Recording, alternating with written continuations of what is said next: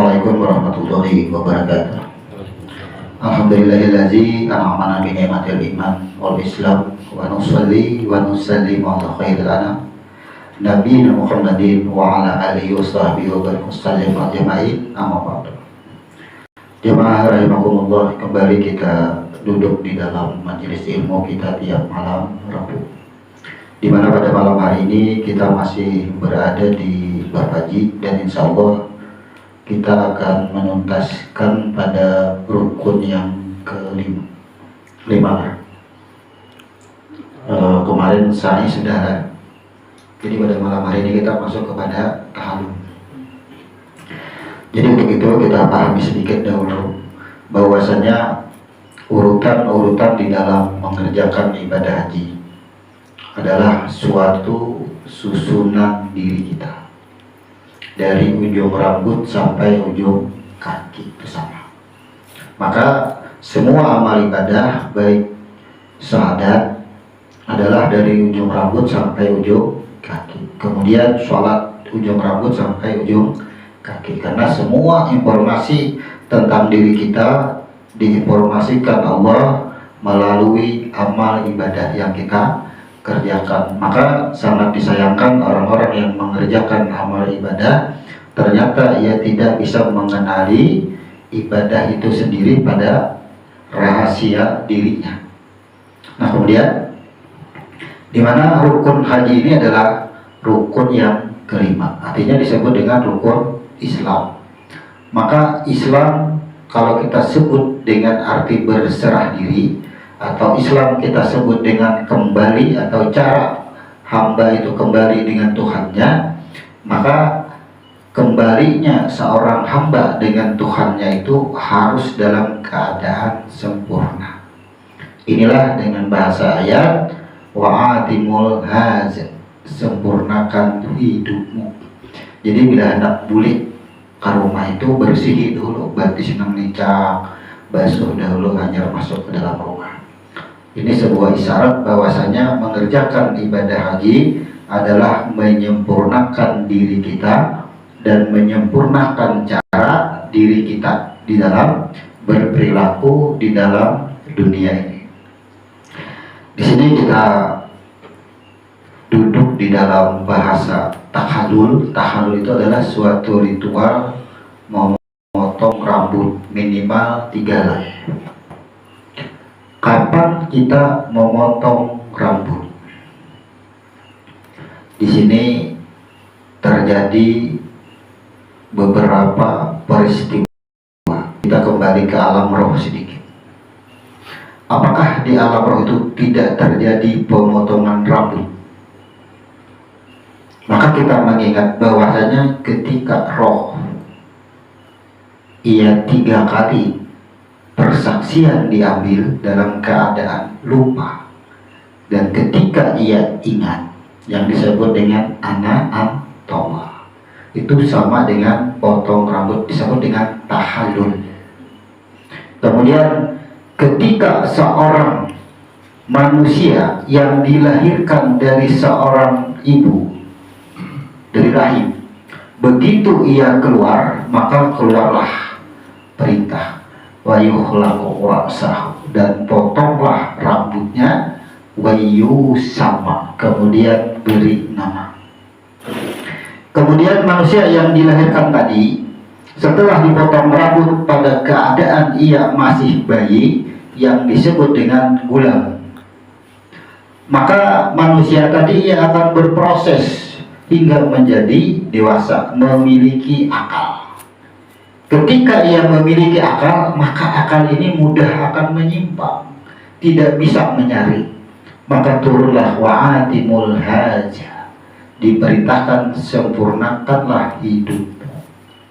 Maka di dalam mengerjakan ibadah haji ini, ketika sudah sempurna semua mengerjakan rukun-rukun haji, maka ditutup dengan tahallul.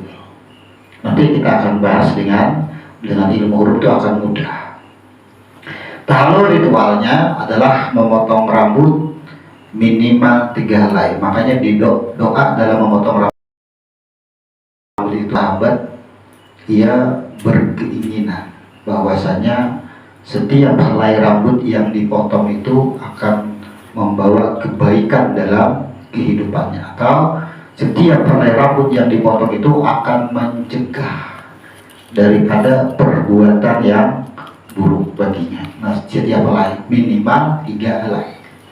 Tapi permasalahannya, kalau memotong rambut merupakan kesempurnaan haji, lalu bagaimana dengan orang yang kada berisi rambut? Coba kita pikirkan. Kira-kira ada orang yang kada berisi rambut, licin benar.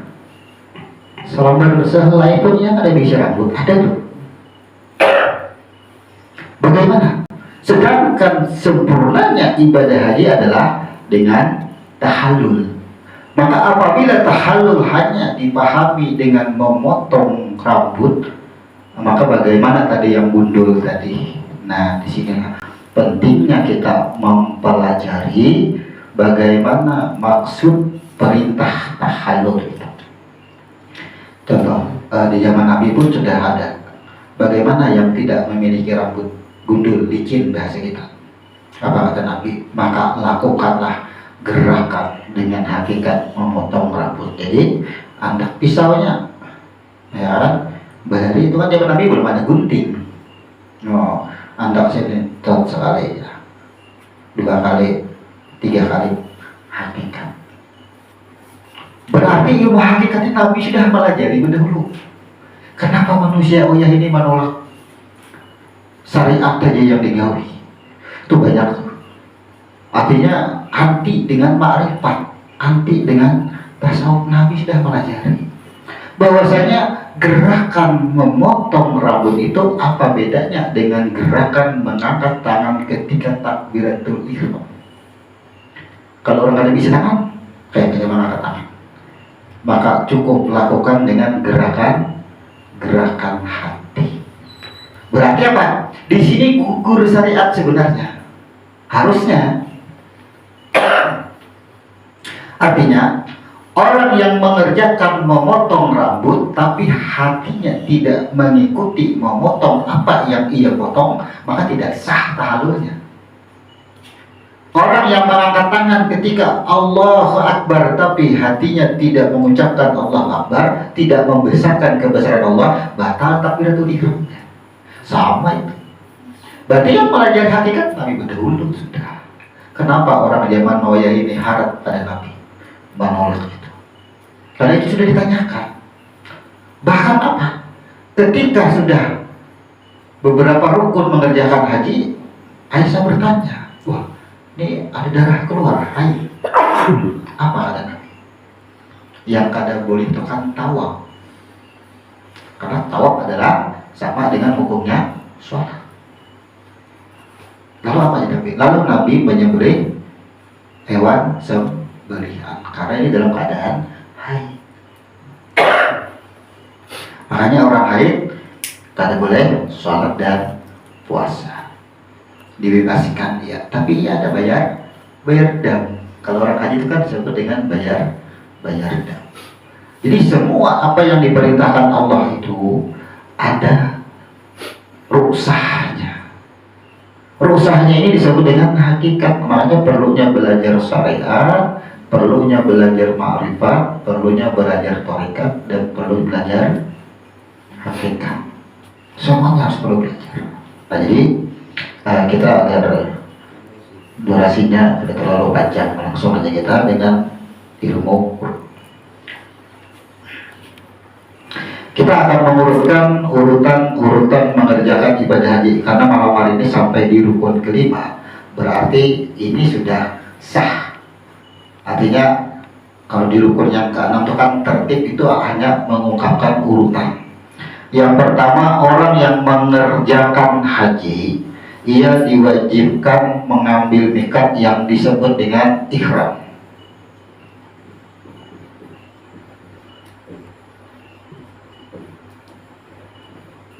Empat huruf ihram. Kita akan mengulang sedikit karena ini harus disusun. Kita akan susun diri. Ihram apa sih tujuannya ihram? Maka kita simpulkan langsung bahwa orang yang sudah mengambil mikot untuk ihram, berarti ia adalah melepas segala urusan dunia. Maksudnya kayak, jadi kita akan ambil suatu ilustrasi. Kita berdiri di sini, kita akan melaksanakan ibadah haji.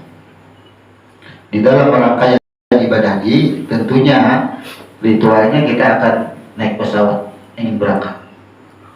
Anggap aja kita ini langsung ke Makkah, maka mengambil mikatnya itu nantinya berada di pesawat, disebut dengan ya lam daerah tersebut. Kenapa harus mengambil mikot? Nah, orang naik haji itu hendak apa tujuannya? Ya kan?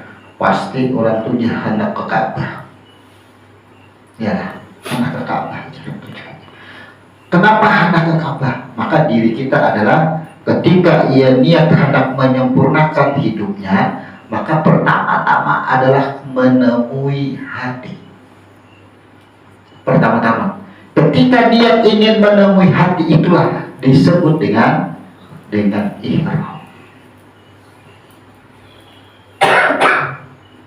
Bila sudah mengambil mikat, aku hendak naik haji, mengambil mikat ihram, maka segala kebutuhan, maka sini ada batas, ini zona. Kita beri garis dua.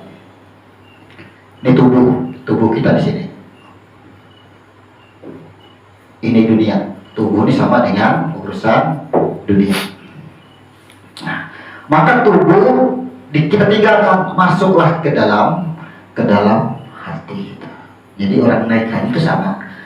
Kalau orang sembahyang, ini batasnya sudah berdiri betul di sini sudah. Nah, ini sudah berdiri betul, sama. Tinggalkan urusan dunia, apa hanya keperluan tubuh, kada boleh lagi sudah.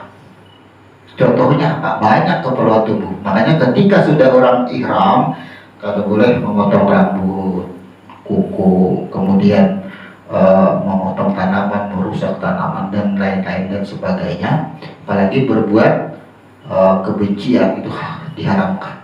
Nah, dari sini semua urusan dunia kita lepaskan. Ada yang menyinggung perkataan yang ada jawab lepas, karena kita sudah sedang ihram.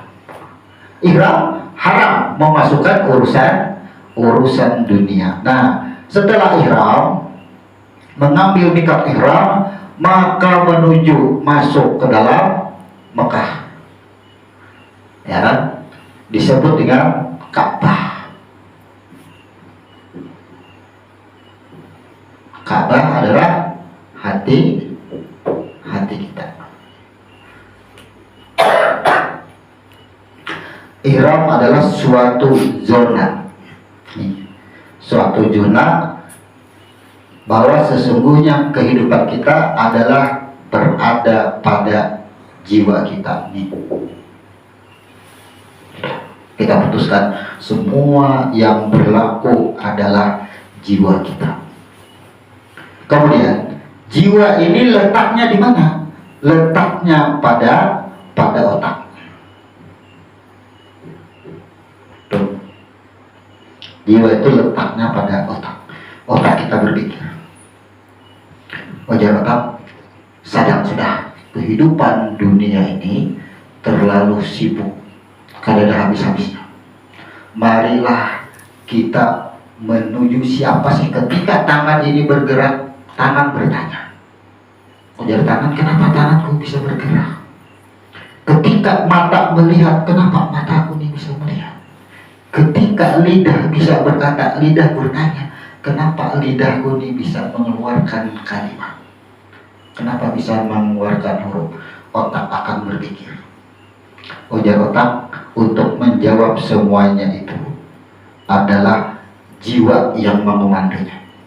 Tuh, ujar jiwa hendak ini, hendak itu. Oh, jiwa berpikir. Makanya semua beban urusan dunia ini jadi pikiran dulu. Nih, coba kita hidup. Dunia ini semua adalah disebut dengan pikiran.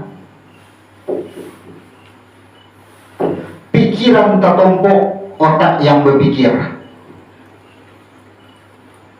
Rasakan kita, semua urusan dunia kita pikirkan, otak yang menampung dulu. Ketika otak menampung, ya, otak menampung, jiwa yang kada mampu. Apa yang terjadi? Dia gila. Ya. Akhirnya pikiran banyak. Siapa yang berpikir, afala tatafakkarun, afala ta'qilun. Siapa yang berpikir, siapa yang berakal. Apakah tidak menggunakan pikiran, apakah tidak menggunakan akal. Ketika sampai di pikiran, pikiran itu di mana? Pikiran ini letaknya adalah kerongkong otak, disebut dengan kepala. Ini globalnya kepala. Panas ya kepala, kok banyak pikiran. Ya kan? Setelah itu apa? Ujar otak, nyawa berbender, panas kepala, aku yang maha. Nih, ujar otak, aku sesungguhnya. Larilah ke otak, ringan kepala kita sudah. Otak yang berpikir. Ketika otak yang berpikir, pikiran kepala ini hilang, kita akan masuk ke dalam otak. Ketika otak ini berpikir, ia akan kembalikan ke jiwa, naik ke jiwa. Nah, setelah sampai ke jiwa inilah disebut dengan ihram. Ujar jiwa, coba 8% dunia tuh. Wahai otak, jangan empat berpikir. Nang berpikir tuh kepala, biar aja jangan dipikirkan. Oke itu kan, kada empat lagi berpikir, naik ke atas. Tenanglah jiwa. Yang disebut dengan mutmainah. Ya, ayat Tuhan nafsul mutmainah ini letaknya. Ketika otak ini mampu untuk menyaring, nah disaringnya kadang-kala masuk dunia, ditampungnya di otak, disaringnya di sini kadang-kala masuk ke jiwa. Tenanglah jiwa. Ini kan urusan dunia semua. Kada bisa sepeda, kada bisa duit, semuaan kada bisa. Itu kan dunia semua. Oh iyalah menjadi jiwa. Nah, aku mikirkan. Kada dipikirkan, naiklah. Nah inilah disebut dengan ihram. Maksudnya. Maka apabila ketika ia ihram, masuk ulang bisikan-bisikan ini kada bisa masuk karena sudah ada pembatasan. Sudah ada batas. Zona inilah yang disebut dengan ihram. Kada boleh masuk urusan dunia. Kenapa? Karena ujar jiwa, karena kebanyakan urusan dunia ini kalau dipikirkan kada ada habisnya. Baik aku mencari siapa garang yang mengadakan pemikiran ini. Baik aku mencari siapa garang yang mengadakan dunia ini. Akhirnya meluncurlah jiwa. Kemana jiwa meluncur? Berangkatlah ke hati. Tuh, jiwa berangkat ke hati. Tujibul badan sirul qalbi, langsung lenyapkan dunia, lenyapkan badan, yang ada hanya hati. Ujar mata, ternyata aku kawan melihat adalah karena adanya hati. Ketika roh dihembuskan ke dalam batang tubuh, masuk ke dalam lub, menyebar ke mata ia melihat, menyebar ke lidah ia berkata, menyebar ke tangan ia bergerak. Jadi kodrat. Ternyata di sini sentralnya semua. Ternyata di dalam sini yang disebut dengan lub. Setelah sampai di hati inilah sadar semua anggota badan tubuh ini menyadari ternyata ini komandonya semua. Maka ketika kesadaran itu sampai, itulah yang disebut dengan tawaf, pembersihan hati. Kenapa? Karena ini sudah ditinggalkan, kembali ke hati. Nah, disebut dengan tawaf.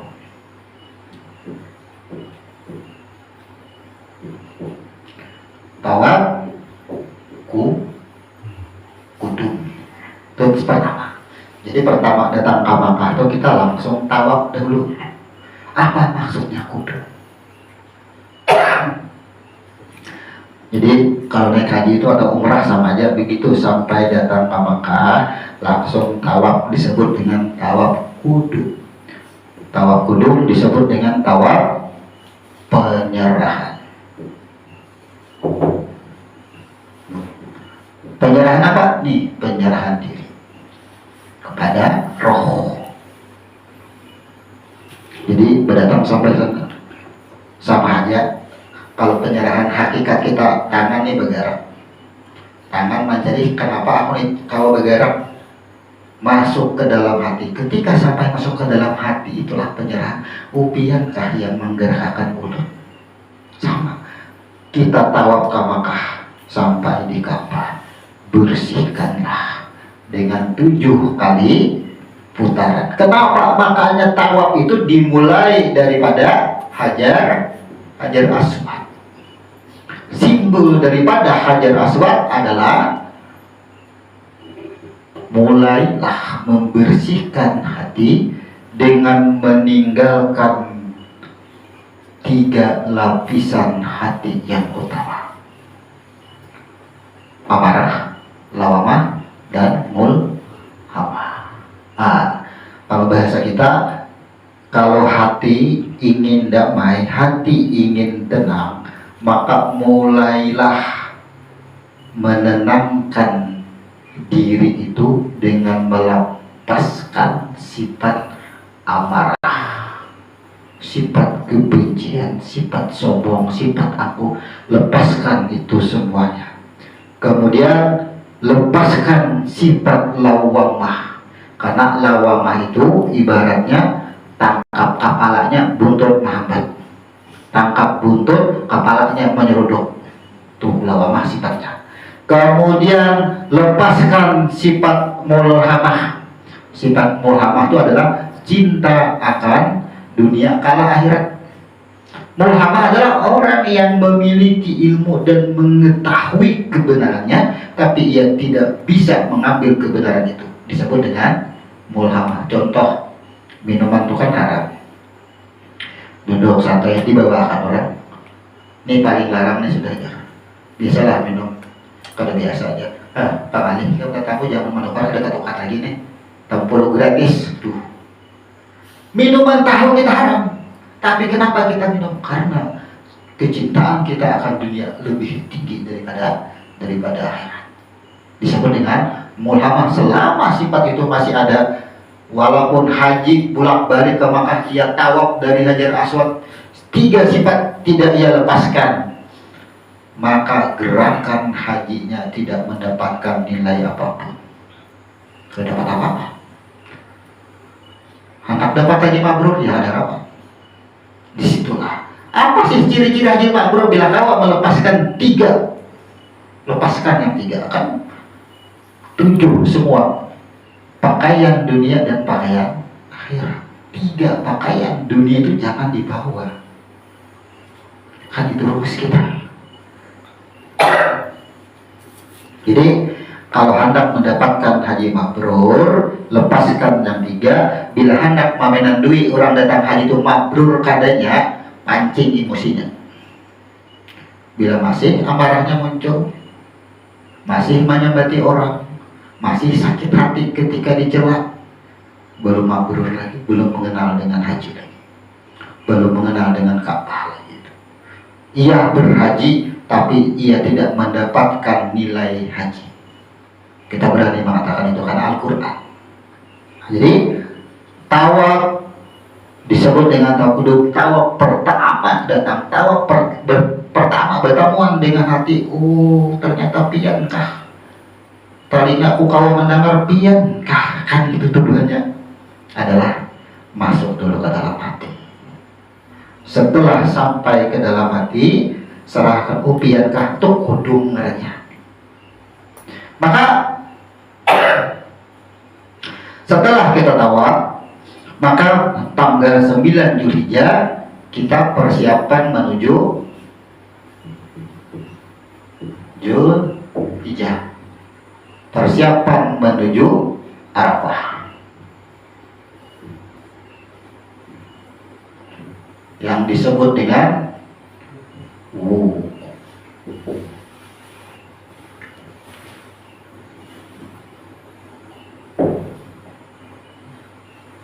Disebut dengan pokok. Ini kita teraga terus nih. Ujar tangan, ujar lidah, ujar telinga, ujar mata. Upiankah nang ampunnya samuaan nih, sehingga mata melihat, telinga mendengar dan semuanya. Upiankah ih jar hati. Ya kan? hati mah iya kan, tapi ujar hati aku kenapa ada juga kalaluannya haji juga, ya kan? Aku ujar kalaluannya tujibul kolak sirom, ya kan, harusnya lenyapkan dengan hati. Tapi bagaimana? Karena ini rangkaian haji, ketika wukuf di sini, tujibul kolak sirun nur kada kawa. Perintahnya ujar hati wukuf dahulu. Ketika tangan batang tubuh menuduh kepada hati, iya aku yang mengendalikan. Tapi ujar hati ada sesungguhnya yang punya kendali. Ada sesungguhnya yang punya kendali. Ujar tubuh, siapa yang punya kendali? Apa ujar hati? Kamu tidak akan bisa menjumpainya. Kamu tidak akan bisa mengenalnya sebelum kamu mengenali siapa batang tubuh kamu itu. Itu seolah-olah perintahnya itu, seolah-olah hati ini memerintah kepada batang tubuh, kepada dunia, kamu tidak akan bisa bertemu dengan Tuhanmu kecuali kamu mengenal siapa diri kamu sesungguhnya. Maka perintah hati tuh datangi ke Arafah, hendak tahu dengan batang tubuh, dengan dunia, dengan kulit, daging, dan tulang engkau. Kalau kamu hendak tahu, datangi ke Arafah. Diperintahkan oleh hati. Inilah sebutannya dengan sebutan man arafa nafsyahu. Nah, inilah perintahnya man arafa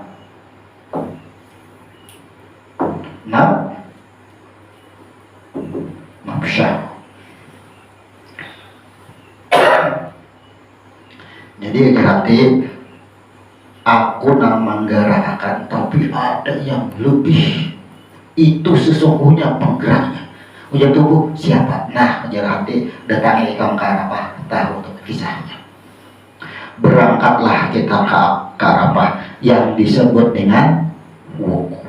Jadi tujuan kita wukuf itu perintah hati supaya kita mengenal dengan diri kita. Man arafa nafsyahu fakat arafa rabbahu. Kamu akan kenal dengan Tuhanmu. Datangi dulu, disinilah kita akan mulai mengenal. Maka di dalam sejarah Arafah ini, di dalam sejarah hukum inilah diceritakan akhirnya. Ternyata sejarah hukum ini adalah pertemuan Adam dan Hawa. Ternyata di situ kaya kejadiannya. Di beberapa surah dijelaskan akhirnya. Di Arafah inilah terjadinya pembuahan pembibitan manusia. Ketika Adam bertemu dengan Hawa, kita ulang. Ketika Adam diturunkan di suatu daerah, maka daerah itu disebut dengan Hindia. Ketika seorang wanita diturunkan ke suatu daerah, daerah itu disebut dengan Jeddah. Itu sebab-sebab penamaan suatu daerah. Ketika Adam dan Hawa bertemu, ketika Adam dan Hawa ini bertemu, maka tempat itu disebut dengan Arafah.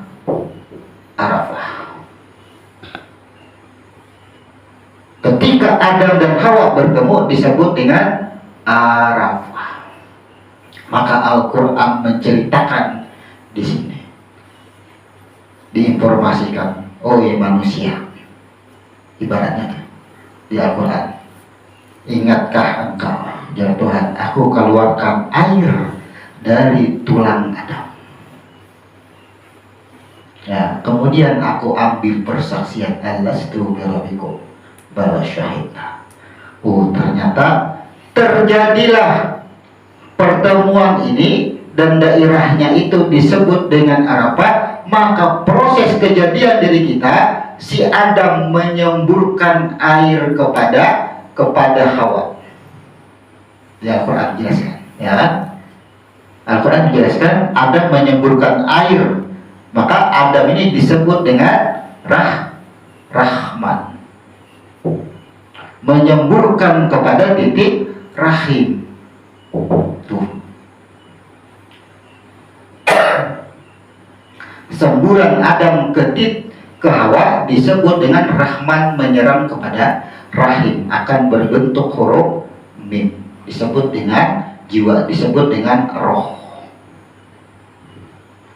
Ketika titik balik si rahim mengembalikan ke titik Rahman kepada Adam, maka akan berbentuk huruf nun. Nah, makanya Fatihah berakhir dengan huruf mim dan nun, karena Fatihah adalah cerita diri kita dari ujung rambut sampai ujung kaki. Makanya Fatihah itu kenapa berakhir dengan huruf mim, kenapa harus berakhir dengan huruf nun, karena ini diceritakan di situ.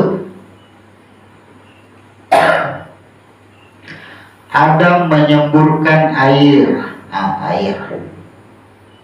Ya.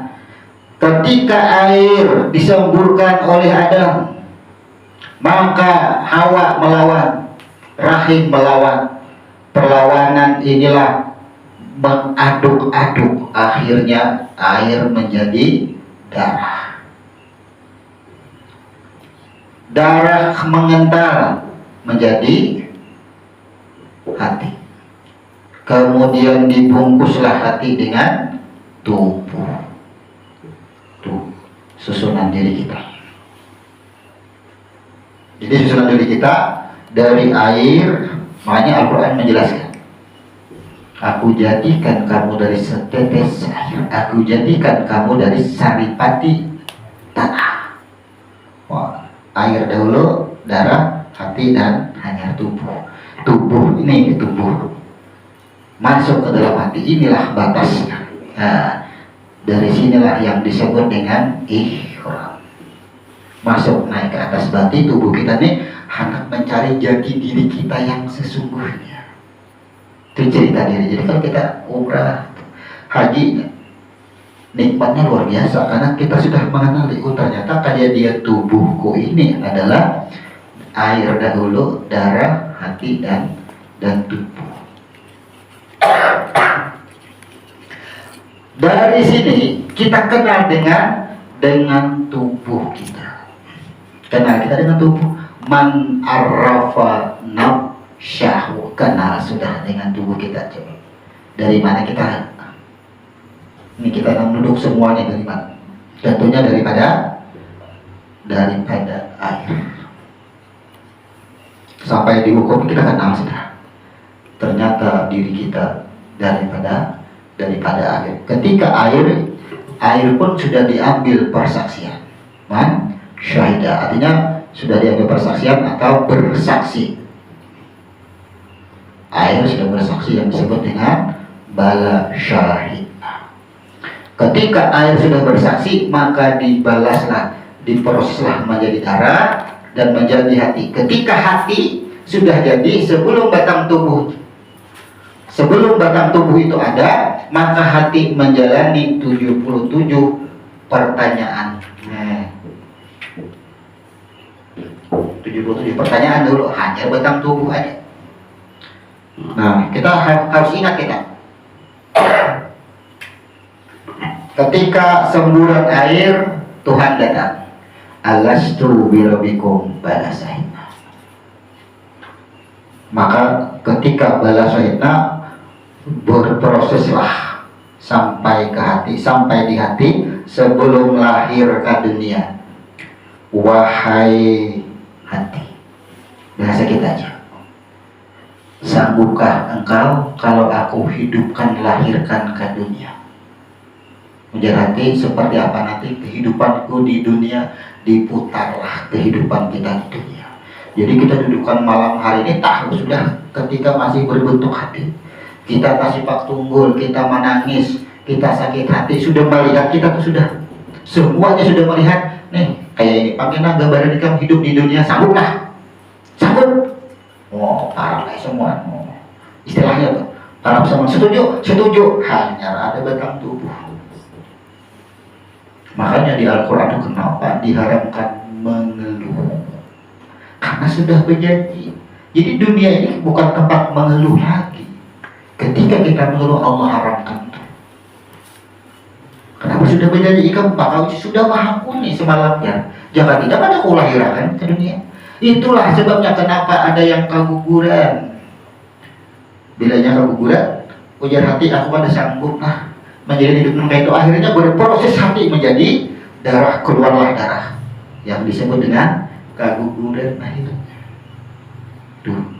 adalah hak kita untuk mengeluh hidup di dunia. Karena ada lagi. Karena Al-Quran menjelaskan 77 pertanyaan Allah letakkan kepada Al-Quran di surah ke-77 Al-Mursalat. Allah letakkan lagi di ayat ke-25, jumlahnya 7. Bayangkan Allah sudah informasikan. Sanggupkah? Sanggup. Karena ujar Tuhan, bila ikan melahir ke dunia, ya kan kayak ini kehidupan ikan umat Tuhan ya. Kalau disabati orang lah, aku kan hidup di dunia, sanggup juga aku. Oh, bertanya. Karena ajar Tuhan bila ikan salah, kujulungi cara membujurakannya. Bila engkau lupa, aku berikan informasi cara mengingatnya. Bila lapar, aku berikan rasakannya. Bila sakit, aku berikan kesembuhan. Itu janjinya sudah diberikan Tuhan semuanya. Sanggupkah? Sanggup. 77 pertanyaan ini. Tapi ya hati, malah kayak apa juga deh menjalaninya. Turun Al-Baqarah, la yukallifullahu nafsan illa wus'aha. Ujar Tuhan, wahai hati, amun ikan sudah maha kuni, jangan gentar, jangan takut. Kenapa? Karena ikan sudah kutakar. Kalau berat tubuh ikan itu mampunya menahan 1 kilo, nang datang 1 kilo juga paling berat. Nah, makanya harus mengeluh. Kita rasakan kehidupan sekarang itu kayak apa rasanya menjalani kehidupan. Harusnya hidup ini banyak dibakuri aja lagi. Kada ada lagi tempat mengeluh bagi kita. Kalau ada yang masih mengeluh Tuhan kada adil, si anu kada adil, Tuhan aja kada adil, dibandingkan apalagi si anu, ya kan? Kalau mengatakan si anu yang kada adil, maka kita bergantung dengan makhluk. Tapi kalau kita mengatakan Tuhan yang tidak adil, batal persaksian kita di sini. Seolah-olah hilang Islam kita. Nah, tidak ada apapun yang kita terima. Selama hidup di dunia, yang kita terima ini adalah rasa. Al-insanu siri wa ana sihu. Rasa inilah nang banyak cabangnya. Manis, pahit, bahagia, senang, ya sedih, dan lain-lain. Banyak nih cabangnya nih. Ketika menemukan pahit, pahit itu apa judulnya? Rasa. Manis adalah rasa. Sedih adalah rasa. Bahagia adalah rasa. Rasa itu siapa? Al-insanu siri. Rasa itu rahasiaku. Maka rahasiaku itulah adalah aku. Adalah kita tak bisa lawan Tuhan. Itu cara hidup kita itu kada pernah lupa dengan Tuhan. Bila kita merasakan manis, gula itu manis, ya. Tapi yang manis itu bukan ampun gula. Manis itu adalah rasa, dan rasa itu adalah dia. Coba kalau manis itu bukan dia, cabut roh kita. Mana manis tadi? Rorok gula sakarung adalah rasa manis. Di mana manis tadi? Rasa itulah adalah aku. Adalah kita tak bisa lawan Tuhan.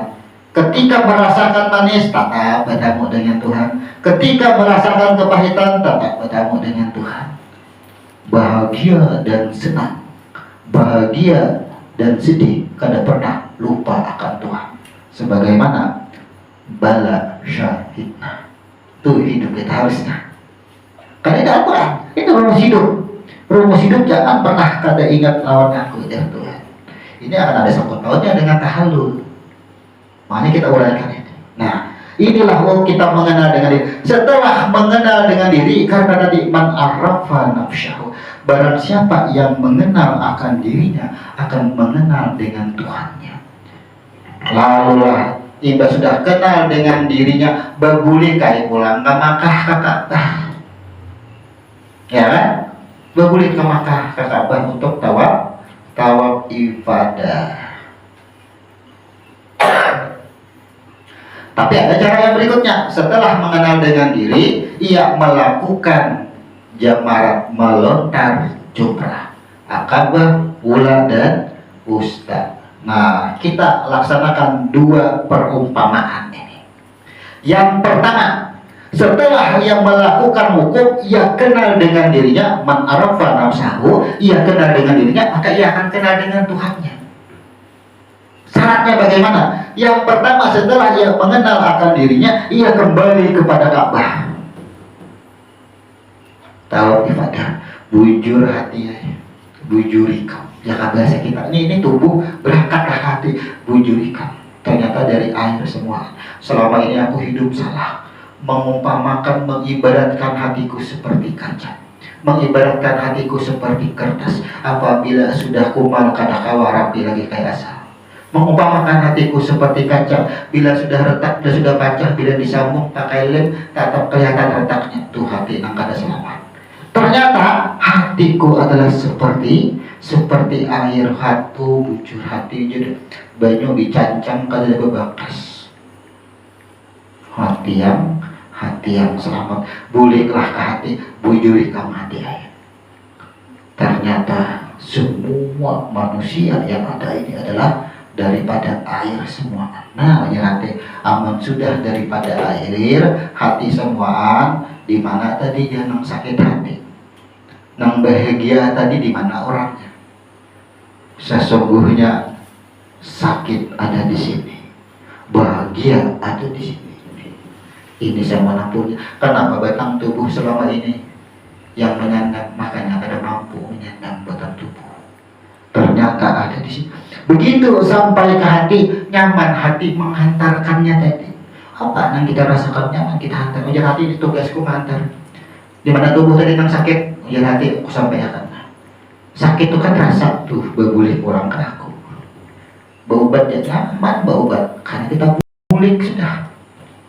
Habis rumah terjual berobat kada mau waras. Kenapa? Karena batang tubuh namanya hati. Coba pulih kata sarahkan ke aku ya Tuhan. Kada mau menyerahkan bang. Terdidik kita, boleh ke hati, tawaf ibadah di situ, bujuri kamati. Jadi tawaf ibadah itu penyerahan, bujur-bujur. Aku menyerah sudah saja, aku angkat tangan sudah. Tuh bahasanya disebut dengan tawaf ibadah. Kembali ke hati, disebut dengan tawaf ibadah. Ujar hati, amun ikam sudah menyerah, wahai batang tubuh, wahai dunia, disalahkan lawan aku, suatu saat engkau akan kembali lupa lagi. Kalau keadaan dihilangkan, siapa dalam yang membuat kamu itu lupa? Inilah yang disebut dengan melontar jumrah. Nah, akhirnya sini disebut dengan jamarat. Melontar jumrah. Ada yang disebut dengan akabah, ada yang disebut dengan ula, ada yang disebut dengan wusta. Ada 3 bukti. Ujar hati, kalau ikam sudah besar diri lawan aku, ujar hati, kada menutup kemungkinan kaina ikam sakit hati pula. Karena angka 7 maulah ikam sakit hati membisik-bisiki, nih orangnya, nih 3 ikut akabah, ula usta dan akabah. Akhirnya Jerati boleh belok sana. Akhirnya berangkatlah ke Musdalifah dan menuju Mina, mabil malam kita di situ. Kita sudah tahu ibadah. Bismillahirrahmanirrahim, Allahu Akbar. 7 biji batu. Apa yang kita lontar dahulu? Melontar yang disebut dengan ula dahulu. Ini. Siapa ula? disebut dengan iblis. Ini kahnya Bismillahirrahmanirrahim. Sifatnya iblis nang tukang bisiki. Nah, Bismillahirrahmanirrahim nang kebiasaan sembahyang, nang kebiasaan berbuat baik, kada baik dibisiki, ada bisikan pada kekaruan nih orangnya. Maka hakikat melontar jumrah adalah nih membuang semua bisikan-bisikan buruk. Kemudian membuang pekerjaan-pekerjaan buruk, melontar ustad. Berarti disebut dengan syaitan. Nah, syaitan. Makanya bila orang barang siapa aja yang mabuk-mabukan itu pekerjaan syaitan. Aku iblis membisiki aja. Nampak kau ya banyak pikiran kah? Menjadi iblis jangan gua minum ampih itu aja berpikir ayo aja. Pas mau ambil minuman berak, minum tuh syaitan sudah itu. Ya kan? Yang terakhir melempar apa? Melempar atau melontar akabah. Inilah yang disebut dengan jin. Nih orangnya asalnya iblis dari mana? Dari jin. Syaitan dari mana? Dari jin juga. Iblis dan syaitan adalah sifat daripada bangsa jin. Makanya pertama-tama makhluk yang ada di muka bumi ini atau di alam semesta ini adalah jin dahulu. Cek ya Al-Quran. Baru iblis, baru syaitan. Itu awalnya dulu. Buktinya apa? Ketika Adam dicipta, lalu jin ini merasa ada saingan. Itulah mengeluar sifat iblis. Disuruh tunduk kada mau dikeluarkanlah ila iblis.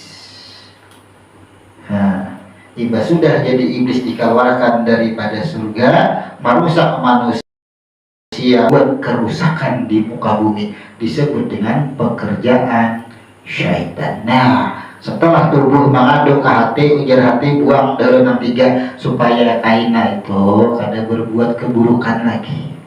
Itu mabrur bila sudah kawannya nama buang ini pasti mabrur hadinya.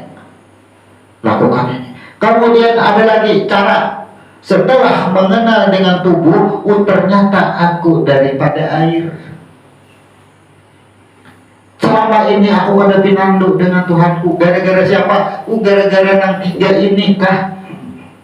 Kada langsung kasih dia dahulu. Ia melakukan melontar dulu. Jamarat dibuanginya, dibersihinya 3 sifat ini hanya dia menuju ke Ka'bah pulang. Nah, ada 2 cara itu namanya haji. Sama airnya. Jadi dibuangi dulu semuanya, hanya menuju ke situ. Nah, setelah sampai ke Ka'bah, ia melakukan yang disebut dengan tawaf ifadah. Jadi setelah wukuf di Arafah, ini disebut dengan tawaf. Nah, tawaf ifadah.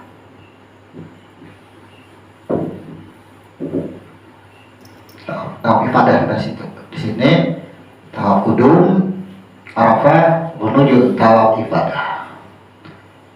Jadi sampailah kenapa lenyapkanlah diri kamu. Bagaimana tuzibul alam. Ini hati tadi sini sirun nur. Bagaimana ketika sudah mengenal dengan batang tubuh, menyerahkan kepada hati, hanya hati kawal meleburkan menjadi hati amun itu aku boleh kamana hati boleh. Maka hati boleh yang disebut dengan tawaf ifadah.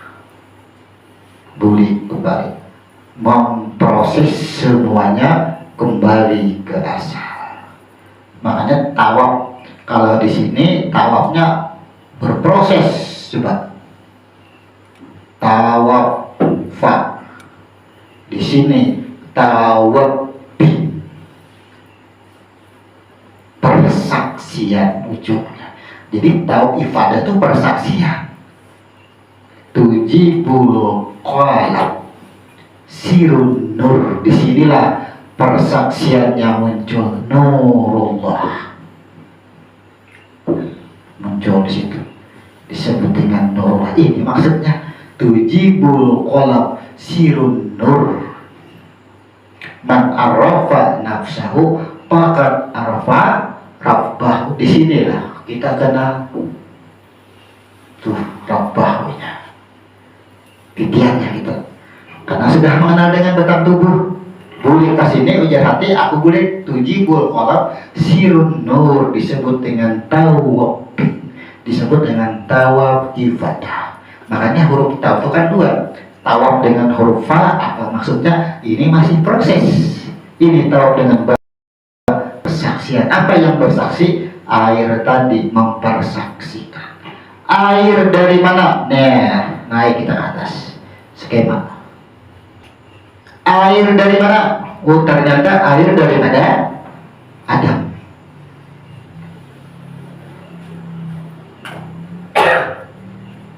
Kita naik sini. Air dari mana? Daripada Adam. Tuh. Adam dari mana? Dari alam semesta tanah. Naik ke atas. Adam ternyata dari alam semesta yang disebut dengan tanah. Tanah dari mana? Tanah dari mana? Allahu nurus samawati wal ardh. Ternyata ada yang disebut dengan nur Muhammad. Tuh, tanah dari mana? Daripada nurku. Sampai kita ke titik nur Muhammad masuk. Ternyata Adam berasal daripada nur Muhammad. Di sini alam semesta, boleh kita gambarkan di sini. Nih, alam semesta di sini. Nah, alam semesta daripada nur Muhammad, dari alam tidak ada, maka otomatis Adam daripada nur. Kemudian nur ini masuk ke dalam batang tubuh, disebut dengan nyawa, nah, atau roh.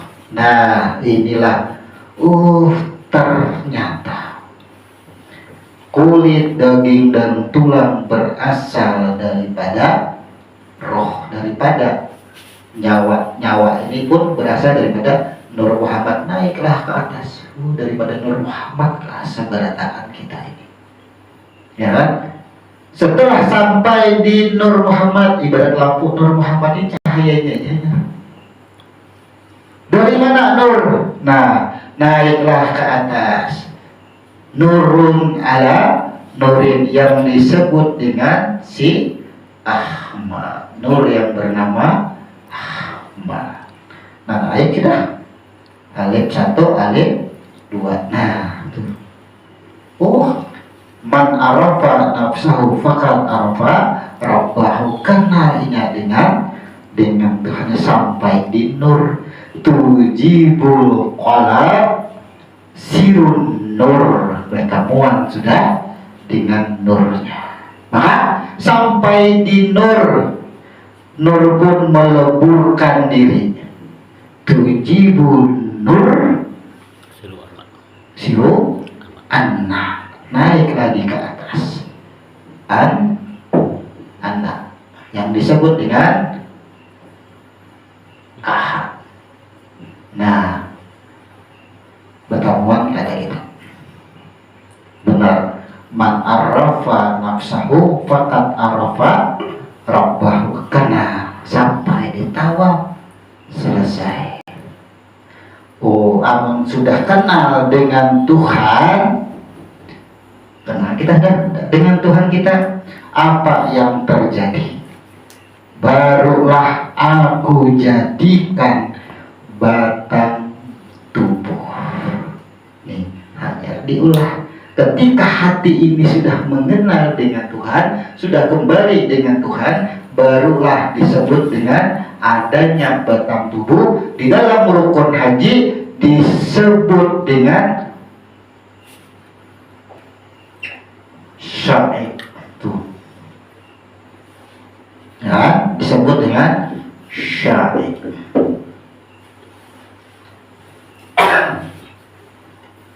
Amun itu jadi Tuhan sudah sampai lawan aku, boleh aku olah batang tubuh, jadilah diri kita. Shin ain dua aja. Shin artinya diri, ain artinya ilmu. Tuh, ini tahu. Diri artinya nafs. Tuh, hanya ada diri kita, karena kita sudah kenal. Kita ini sebenarnya waktu di dalam rahim itu, seandainya hati ini kada merujuk kepada nur, kada bertemuan dengan nurnya, kada bertemuan dengan Tuhan, kada harapan lahir ke dunia. Karena ini sudah bertemuan, lahirlah ke dunia, disebut dengan sya'i. Makanya sya'i mulai dari Bukit Safa menuju Marwah. Nah, dari Bukit Safa menuju Marwah. Tuh, semua diri adalah bermula daripada mengenal dirinya, baru mengenal rohnya, atau disebut dengan nyawa. Diri disebut lam awal, nyawa disebut lam akhir. Tinggal menambahin di sini. Nah, disebut dengan siapa Allah. Tuh rangkaiannya. Bersyahadat nama kita asyhadu alla ilaha illallah. Aku bersaksi. Bersaksi dulu. Kenapa bersaksi? Aku dicipta alif. Nyatakan kita dicipta. Dan aku menyaksikan diriku. Dari mana diri kita? Naik ke atas. Sin. Alif, alif, alif, ya.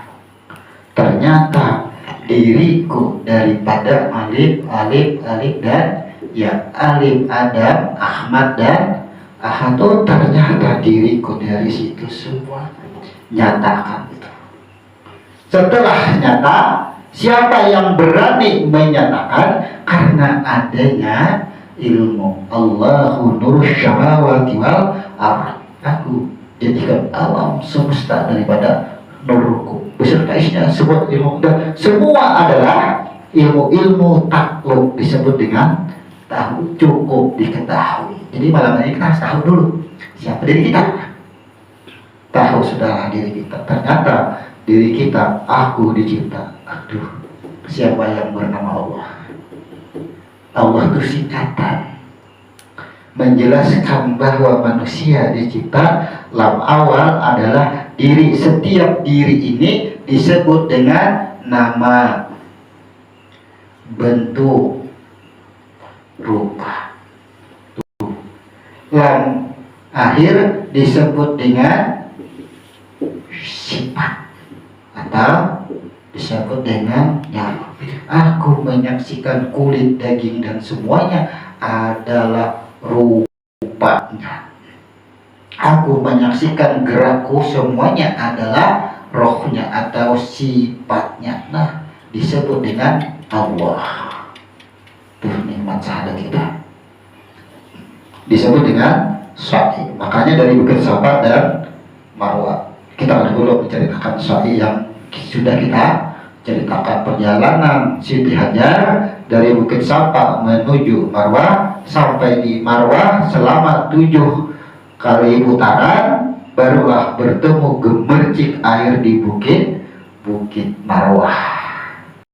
Setelah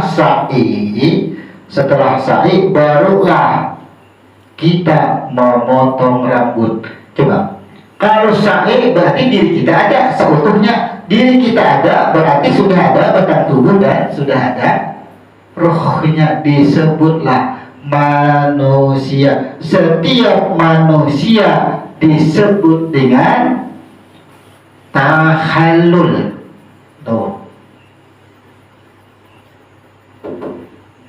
Nah, setiap diri kita ini adalah tahallul. Apa maksudnya?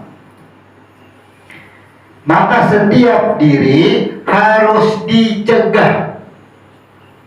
Setiap diri harus dicegah dari perbuatan lupa dengan Tuhan. Inilah disebut dengan tahallul. Jadi tujuan memotong rambut itu supaya ingat terus lawan Tuhan. Ini kan tulisannya tahallul. Nah, kita barisin tahallul. Sekarang kita tulis berapa bawah?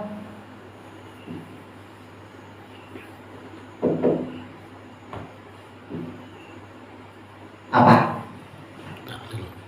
Disebut dengan tahlil. Apa kalimat tahlil? La ilaha illallah. Tuh. Setiap diri adalah la ilaha illallah. Man arafa nafsahu faqad arafa rabbahu. Karena ini sudah sesuai mengenal dengan Tuhannya, maka kehidupan ini kan ini tubuh seikungan manusia. Jadi tahallul ini manusia, kita ganti sini. Nah, manusia atau makhluk. Nah, atau makhluk. Semuanya tahallul. Tahallul adalah maknawiyahnya. Tahallul adalah bukti konkretnya. Tapi tahlil adalah ma'aninya. Kalau bahasanya manusianya disebut tahallul, maka maknanya adalah lenyapkanlah setiap makhluk. La ilaha tidak ada, la tidak, ya kan? Ilaha tidak ada. Nih banyak sini. Bila kita haus minum, apa yang diminum adalah air, maka tidak ada air, yang ada hanyalah Allah. Tidak ada nasi, tidak ada duit. Ini permainannya. Wanilah menuduh banyak orang menghilangkan haus. Kan sudah tahu tadi. Semua adalah tulis misalnya sini haus, kenyang. Ketika kita makan nasi muncul kenyang. Kenyang itu adalah rasa. Rasa itu adalah aku. La ilaha illallah. Maulah sirik kita. Makan, minum, berobat, maulah sirik. Bila ini haus, minum. Apa yang diminum? Karena orang bertanya, pasti air. Kita jawablah air. Tapi ketika kita menjawab air, bisakah masuk ke dalam hati air itu? Hati kita sudah menolak. Bujur yang aku minum tadi adalah air. Tapi yang menghilangkan rasa dahaga, haus adalah bukan air, tapi dia adalah aku. Naulah kita. Tuh, semua rumus hidup kita itu adalah tahlil. Barang siapa yang akhir hidupnya menakhiru kalam, ya kan? Barang siapa yang akhir dengan kalam la ilaha illallah. Barang siapa yang akhir hidupnya dengan menyebut la ilaha illallah, surga baginya. Kenapa? Menyebut. Amun kata-kata menyebutkan mereka sama dengan memotong rambut hakikat. Kita meniadakan rasa sakit, semuanya itu kita tiadakan, semuanya kembalikan ke aku. Nah, singkat tahallul itu. Jadi tujuan kita bertasmiyah, ya kan? Nih nombanya. Kenapa bertasmiyah itu? memotong rambut dahulu hanya diberi nama. Ingat, manusia ketika lahir bernama atau belum? Ketika dipotong rambut orang yang sudah haji bernama atau belum? Belum. Ketika sa'i batang tubuh ada, dipotong dahulu, hanya ada penyebutan la ilaha illallah, hanya ada lam awal dan lam akhir, hanya ada nama. Kenapa orang maya ini bertasmiyah? Potong rambut dahulu hanya diberi nama. Al-gulamu murtahinun bi'akikatihi hatta tujbahu anhu biyaumi sabai. Setiap manusia, setiap bayi tergadai dengan binatang sembelihan sampai hari ke-7. Wayuhlaku ra'syahu, dan potonglah rambutnya. Wayusama, wayusam, hanya disebut diri, hanya disebut manusia. Nah, balik orang ini cek ya orang batasnya potong rambut hanya ya gulam, apa ya gulam, potong hanya potong rambut tabali. Nah, maka kenapa diberi nama itu badudi, potong rambut dahulu? Setiap helai yang dipotong nih memotong nang tiga, karena nang tiga inilah yang membuat kita lupa. Nah, itu tujuannya. Makanya minimal 3 helai memotong rambut, ini juga pelakunya. Nah, tuh minimal 3 helai. Berwudu 3 kali. Jadi apa aja selama 3 kali. Bila 3 kali disebut dengan huruf syah, 3 puting titiknya, kalimat syabit, kokoh. Bila sudah 63 ini dibuang, kokoh. Kenapa kokoh? Kada ada lagi yang tukang rusak, kada ada lagi yang menyimpangkan. Nah, ringkas surat tahalul. Karena tahalul akan dapat kita jawab ketika kita merincikan dari ihram, kemudian arafah dan tawaf. Sa'i hanya bertamuan dengan tahalul. Tahalul itu ternyata rumus hidup kita. Rumus hidup kita itu berawal daripada roh yang awal, ana antallah, iya sudah berserah diri. Oh, ternyata ulun dari pian kah? Apa bedanya dengan la ilaha illallah? Kada ada bedanya. Awal dijadikan diri kita dengan persaksian, dengan pengakuan, maka akhir hidup adalah dengan penyerah. La ilaha illallah. Makanya akan diceritakan di sana bahwa Fir'aun itu ketika hendak mati, dinyalamakan ke laut, disumpali untungnya supaya jangan mengucapkan kalimat la ilaha illallah. Terjadi perbedaan ulama pendapat di sini. Fir'aun sempatlah mengucap la ilaha illallah, atau kata apakah perlu mengucap? Kalau kita sudah mengenal di sini, maka setiap detik hidup kita adalah la ilaha illallah. Kita makan, kita minum, apapun berperilaku, menangis, sedih, semuanya adalah la ilaha illallah kita lakukan. Maka yang di la ilah nih, yang kita leburkan ilah, ini semuanya barang, ini benda semuanya, dunia semua aneh ini yang ilah tuh. Sedih ada di sini, bahagia ada di sini. Ketika kita bahagia, kada ada bahagia. Bahagia itu adalah ulahan ciptaan. Bahagia itu adalah nama. Bahagia itu adalah sifat. Allah jadinya. Allah itu singkatan nama. Bila kita sedih, tidak ada sedih, karena yang sedih itu adalah sedih ciptaannya. Sedih itu namanya. Sedih itu adalah sifatnya. Habisnya. Nikmatnya dunia kita.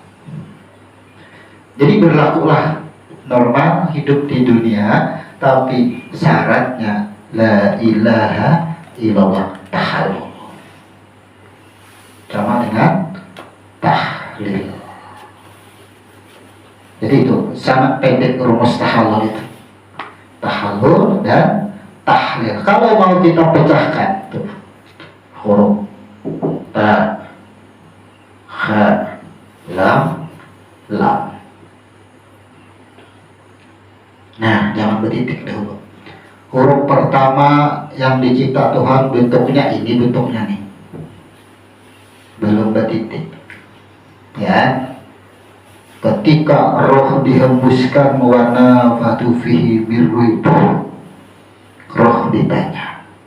Jadi mbak, tiupan itulah berbentuk nih. Nah, ini bentuk tiupan awal. Bentuk tiupan. Ditanyalah ini. Wahai rohku, man anta, man ana, anta, anta. Siwah jawabannya, ulun-ulun, pian-pian, lupa. Terjadi 3000 tahun, 3 kali pertanyaan, bangkit, man ana, man anta, ana, antawah. Langsung bertitik 2. Mbak sudah bertitik 2. Yakinkah? Yakin. Kada menyimpang lagi? Kada. Tetap ulun adalah pian jua. Turun pulang ke bawah. Dikokohkan.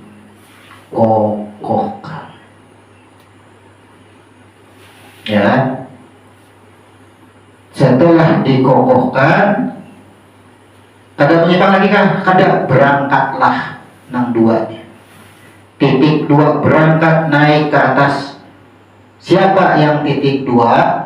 Ahad dan Ahmad. Nih, titik 2 berangkat naik ke atas. Bentuknya masih kayak ini, bersisa sebuting. Apa jadinya? Disebut dengan nur nih. Disebut dengan nur. Artinya nur nih berarti ini yang nurun ala nurin, ini nang nurinnya. Nah, ketika huruf nun ini disebut dengan nabi. Tuh, disebut dengan nabi, naba, tempat tertinggi. Jadi yang disebut nabi itu yang ini, nur yang sudah diambil persaksiannya, nur yang sudah bersaksi disebut dengan nabi. Asal kata naba, tempat tertinggi. Baru turun ayat innallaha wa malaikatahu yusalluna 'alan nabi. Nih, aku ujar Tuhan, malaikat ujar Tuhan bersalawat kepada nurku, nabiku. Bagaimana salat Tuhan dan malaikat kepada nabinya, kepada nur? Akhirnya nur ini dijadikan menyebar, disebut dengan nur Muhammad. Tuh salawat Tuhan dan malaikat, menyebarlah nur. Akhirnya nur Muhammad menjadi makhluk alam semesta. Kita ambil kesimpulan menjadi diri kita atau manusia. Turun tambahan ayatnya, ya ayyuhalladzina amanu sallu alaihi wasallimu taslima. Wahai orang-orang yang beriman, sallu,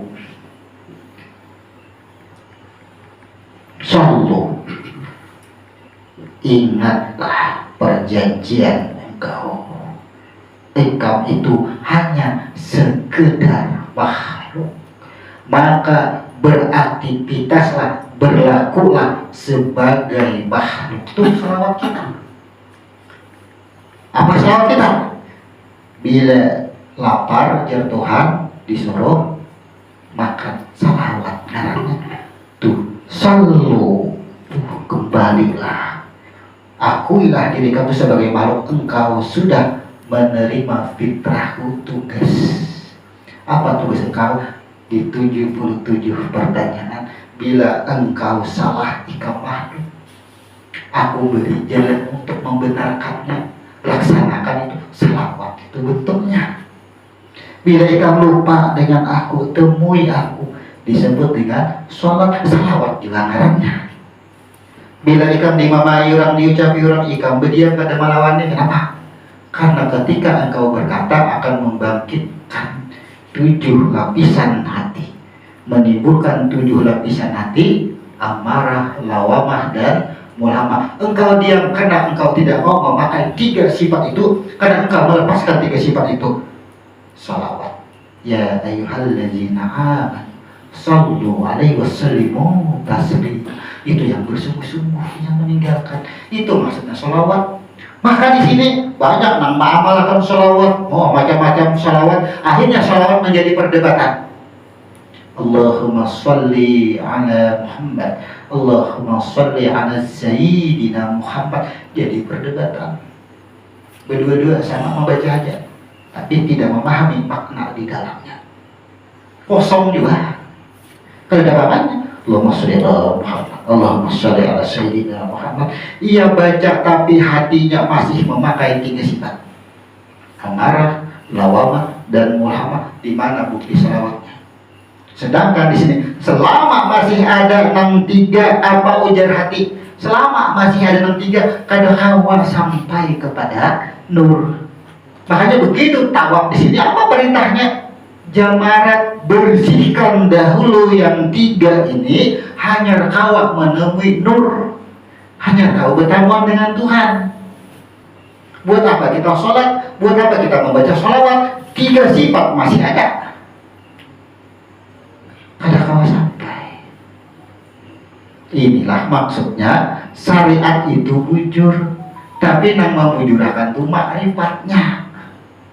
Allah Akbar, gerakannya bujur, bacaannya bujur, tapi yang membujurakan makrifatnya yang di dalam. Allah Akbar. Kayak apa gerakannya bujur? Kayak apa tangannya bujur? Ucapannya, mahram hurufnya bujur. Cek hatinya. Ketika ia mengucap Allah Akbar, hatinya kemana? Hatinya ke pasar Tuhannya. Coret. Sampailah. Sama kita. Naik haji, apakah puasa? Hati tidak mengikuti. Padahal tidak akan sampai. Itu tujuannya. Jadi syariat bujur. Karena syariat disebut dengan diri kita ini syariat selingkungan, dan membujurkan yang di dalam marifatnya, hati kita yang membujurkan. Makanya kalau kau meninggal syariat, bila meninggal syariat diri kita yang ada, maulah bermarifat, dirinya aja ada, kada bisa. Syariat kada tahu ditinggalkan diri kita ini syariat berlingkungan. Ada rasa lapar, ada rasa haus. Orang ketinggian mengaji tasawuf sampai yang tamat, tapi makan kada tamat. Harusnya makan dan minum kada mau juga. Kenapa? Karena yang meninggalkan syariat, bila meninggalkan syariat, meninggalkan dengan diri. Perilaku diri ditinggalkan, lalu sama sekali. Jangan makan, jangan minum. Kada pasang bayar yang ditinggal. Ya ada bisa. Gawi makan, tapi hati menggawi. Ambil nasi, suap. Bismillah. Kunyah, tabuh. Ujar hati apa? Nang menggerakkan tangan mengambil nasi siapa? Boleh. Nang bangunnya siapa? Boleh. Nang menangguk siapa? Boleh ke atas. Mbah, boleh samaan ke atas. Apa nang ada kanyang? Siapa kanyang? Ternyata kanyang adalah rasa. Siapa rasa? Boleh itu syariat dan ma'rifat. Bila perilaku kita seperti itu disebut dengan takhalul sah, mabrur haji kita. Sambayang mabrur ya. Kata haji aja mana mabrur? Semua mabrur, hati bermain di situ. Kenapa? Makanya ujar Tuhan. Artinya, wahai jin, bila manusia berpinta lawan aku tapi melalui engkau, kukabulkan tapi istiqlal. Makanya bila orang kafir itu bakajian laka sugih. Kenapa? Karena kontrak sudah dengan bangsa jin. Wahai jin, nih ujar jin, wahai Tuhan, bila ada manusia berpinta sugih tapi melalui aku kabulakan Tuhan ya Tuhan mau kabulakan kayak apa? Bersekutu, tapi semua amal ibadahnya qa'anaka taraka anta udallah anaka tarakakan hukum ibadah harus melalui tenggorokan. Tenggorokan di sini masuk ke dalam pertemuan dengan hati. Makanya orang sembahyang bismillahirrahmanirrahim, lidah pasih membaca, hati berjalan kemana-mana. Makanya orang sembahyang itu yang paling jauh perjalanan adalah makmum. Kalau imam paling berapa kilo perjalanan, kalau makmum bisa sampai ke Makkah, sampai ke seluruh Indonesia, sampai menjadi imam. Allahu Akbar, Allahu Akbar ya makmum. Bismillahirrahmanirrahim. Makmum sudah sampai ke pasar tuh, perjalanan kemana-mana sudah. Bila jadi imam Allahu Akbar kok hanya buka buleknya pulang. Sampai yang paling liar itu adalah jadi makmum. Itu liar banget. Apa syaratnya supaya jangan liar tuh? Man arafa nafsyahu, kenali diri kamu. Maka semua amal ibadah yang akan kamu kerjakan akan sampai kepadaku. Disebut dengan tahlil, disebut dengan tahallul.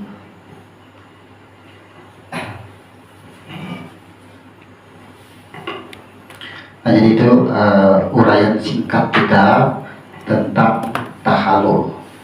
Adapun rukun haji yang terakhir itu disebut dengan tertib. Sholat pun rukun terakhir adalah tertib. Maka tertib itu disebut dengan susunan diri. Tertib itu nanti menjelaskan susunannya aja lagi.